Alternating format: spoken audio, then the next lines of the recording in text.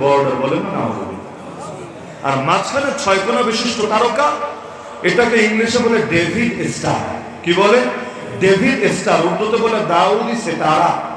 ওদের আকীদা হলো নবী দাউদ এবং নবী সুলাইমান আলাইহিস সালাম যে রাজত্ব করেছেন দুনিয়া জুড়ে, তাদের রাজত্বের প্রতীক ছিল, সিম্বল ছিল এই 6 কোণা বিশিষ্ট তারকা।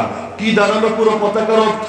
দাঁড়ালো এটা, কেনান থেকে নিয়ে খায়বার পর্যন্ত, দরিয়ায় ফুরাত থেকে নিয়ে দরিয়ায় নীল পর্যন্ত নবী সুলাইমান আর দাউদের মতো অখণ্ড ব্যাপক রাজত্ব কায়েম করবে ওরা। ভেবেছেন শেষ? না, এখানে শেষ না, মাত্র তো শুরু।